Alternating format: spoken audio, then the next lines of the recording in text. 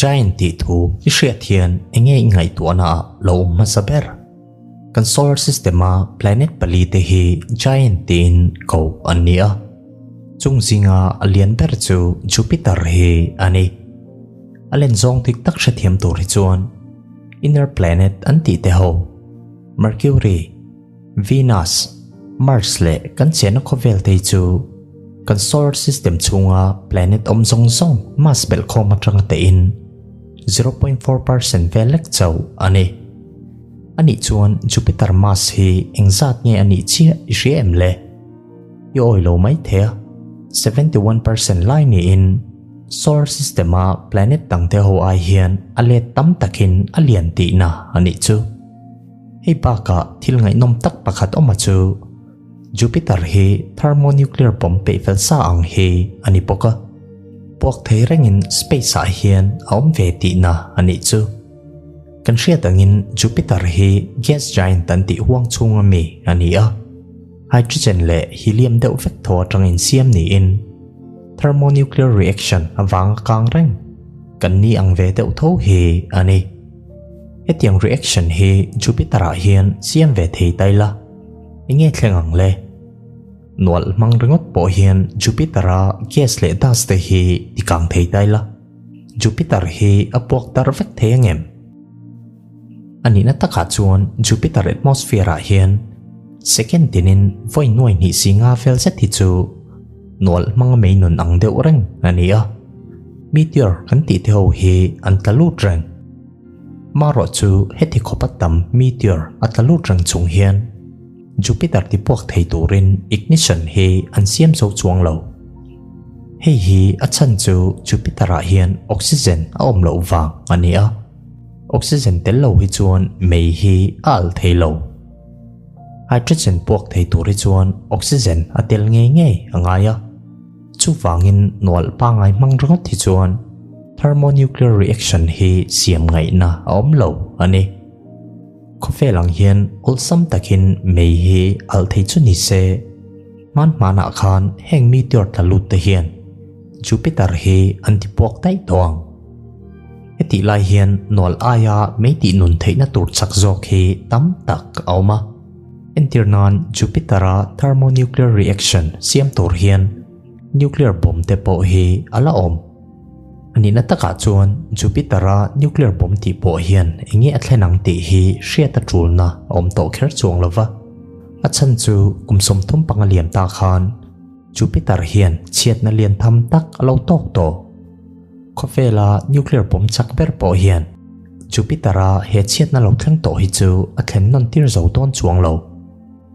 kumsang khat zakua somko pali khan astronomer chuan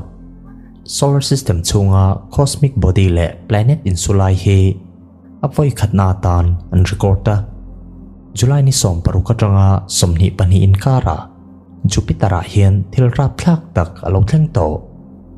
comet pakhat shoemaker levi 9 ke them somni pakhat set te chuan Jupiter hi alo deng to Carlowa Jupiter chimlam hi chu heng comet ke them po na numa hian akhat vek July ni som pariata chiat na lian tham ber hi thlengin he comet ke them zinga alian ber chuan nu malian tak anu chia he dark spot bialam len zong hi mel sang sari zanga ni in khofela tiat lo na he mel zali vel chau ani nge nge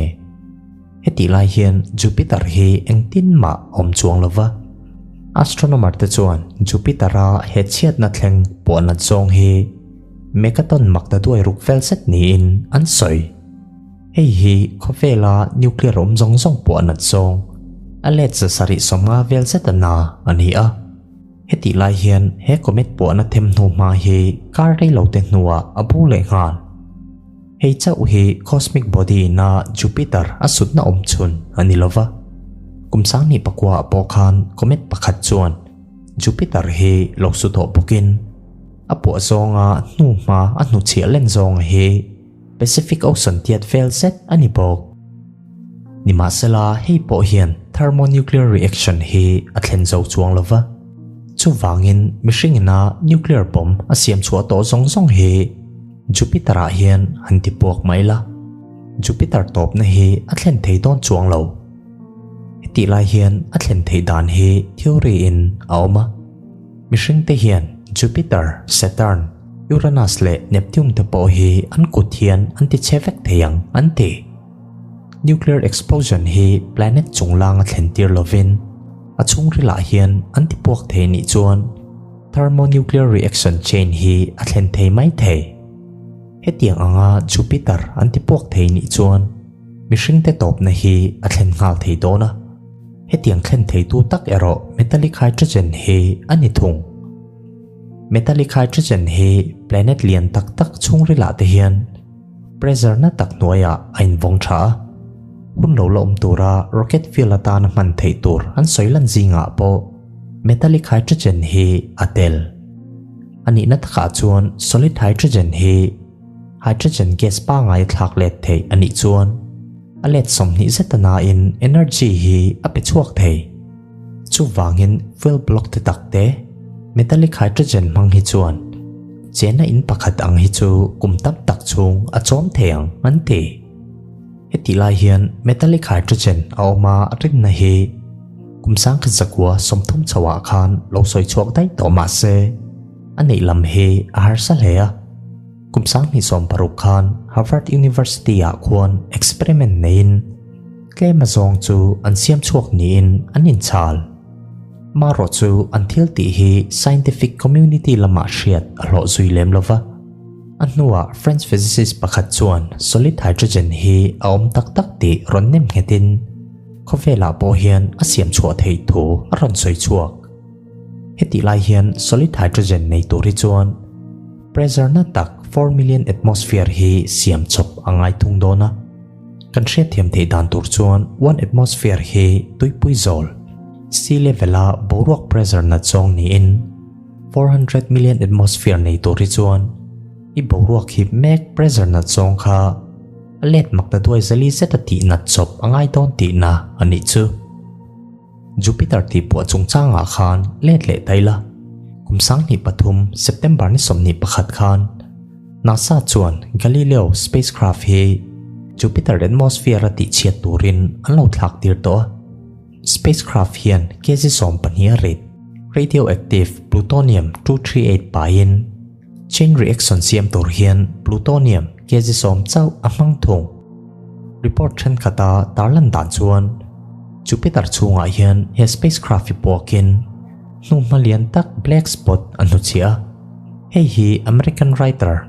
Richard Homeland a soi chua an nge heti lai hian NASA chuan thalak frame alang chu satellite lim thla ani thule satellite puak nen hian inzom na anei lo ti an soi thunga Jupiter a he spacecraft apona nu ma soi lang tu Richard Homeland hi conspiracy theorist ani angin mi ngai venturin he thilpo hi apua chopani mai thei anti atakrama Jupiter ti po hi thei chu a thei na meu maya heti lai hian Jupiter ti pok tur hi chuan thla tiat vel se talian nuclear bomb hi Jupiter chung ri la hian thon lu angai don ngai ruat na chuan nuclear bomb ti po hian thermonuclear fusion reaction hi asiam thei an beisia ti chuan gas giant hi pok dar vek tonin hei hian solar system chunga chiatna na satak a thlen thunga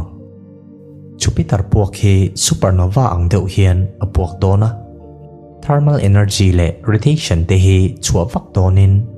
solar wind kaldan te po hi a khoi boi vek dona planet tamzok in hel na kong orbit te po hi a sondang lam vek pokang kan chena khovel hi a chengal vek ton lova Jupiter a pu nuwa ero ozone layer hi ronti chedonin cosmic radiation in a hem zuyanga zoi in khovel hian thi lam apanang zona pakhat lau ma chu Jupiter hian hydrogen anga mmc chuan ngatinge arsia achan mai lo kanti mai thea hei hi achan chu arsia chang em tori chuan Jupiter hi ala te lutuk arsia hydrogen omate hi chu plasma state in anoma arsi chungril kora reaction hian hydrogen hi temperature sang taka ati sadwang ani Jupiter hi tun aya alet somriat vel se talian chuni se arsia achang thei dona hetiang ang planet lian ai chuan a chung ril temperature hi degree Fahrenheit maktatoi som pariata kai chho fat tonin hun reilo te hnuwa arsia kachangang thil chiang em pakhat chu engtikong point Jupiter hi ti po tum maila kan tam chung po hian kan ti pok thei don chuang lo chu wangin kan solar system chunga hian supernova thleng thei tu romang hi chu tuna tan chuan om lova Jupiter hi alanda nang ngota lo om ani lem lo